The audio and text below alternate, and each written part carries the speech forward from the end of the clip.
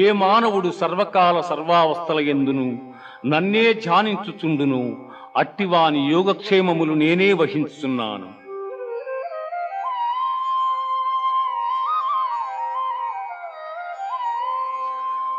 పత్రం పుష్పం ఫలం తోయం యో మే భక్త్యా ప్రయచ్చతి తదహం భక్త్యుపహృతం అస్నామి ప్రియతాత్మనః.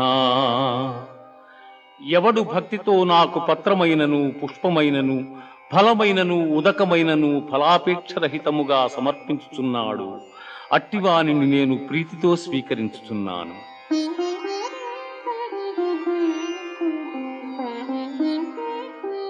మన్మనా భవ మద్భక్తో మజ్యాజీ మాం నమస్కురు మామే